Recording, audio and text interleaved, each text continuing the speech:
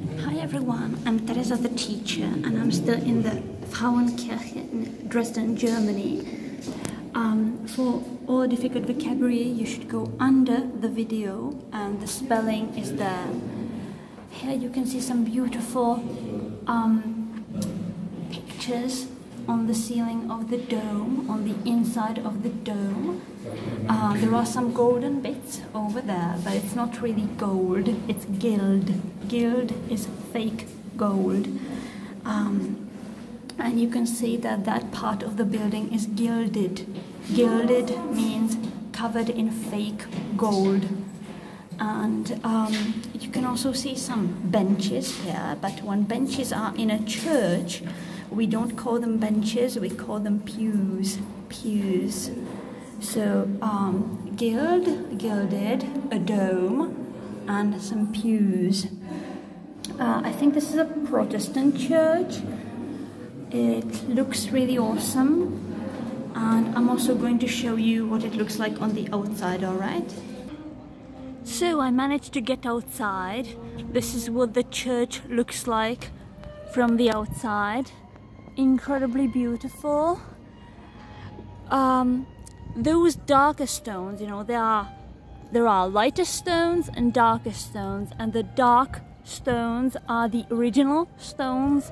That's the real thing, and all the light ones are pretty new after the Second World War, as I said.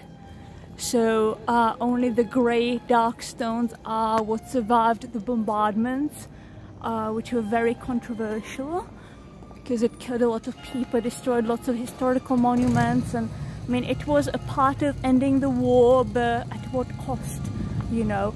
I know that in England I've also been to cities, and in France, where lots of stuff was destroyed during the war, and it's always incredibly sad. There's also a carriage, horse-drawn carriage. Again, the spelling is down under the video, so this is a horse-drawn carriage, which means horses pull it. It's for tourists, obviously. And there are also some nice statues of important people. So, by the way, I met some Americans today, so I spoke a lot of English before I got to Germany.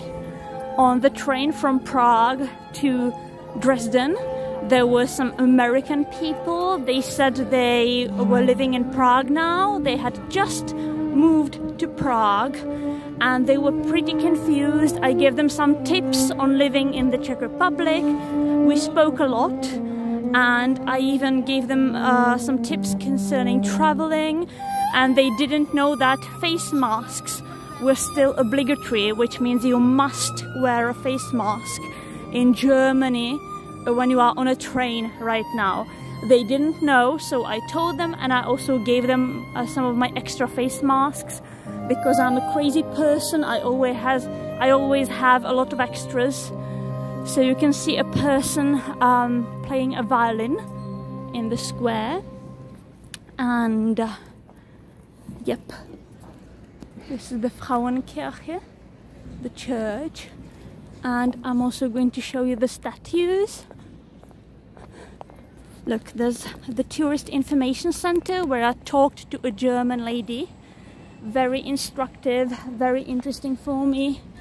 Quite a difficult situation. I'm not fluent in German yet, but I do my best. I try to talk to native speakers. I try to read books. I try to study vocabulary. I have a 60-minute in German class every week, you know, so I'm trying hard. So this is a statue of Martin Luther.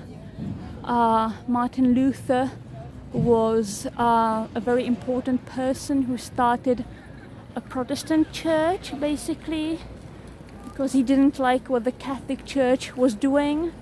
So he wanted some new rules, some changes. So yeah, basically a Protestant revolutionary when it comes to faith. And there's another statue of somebody.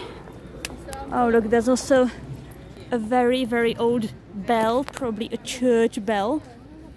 Not sure what that is, but it's rusty. Look, when iron is orange and bad, it's rusty. and the material that is created when iron goes bad is rust. So you can see rust on the bell because the bell is rusty. So yeah, the round part is the dome, and there's a little tower on the dome. So up there at the top is where I was in the first video. I didn't like that much. It's very, very high. And yep, Friedrich August, König von Sachsen. So a Saxon king, very interesting. Alright, yeah, I think that's enough. I'll go and enjoy Dresden some more. I've shown you some stuff, I've shown you some pretty advanced vocabulary that you have in the video description, and I think that's it. And see you in the next video.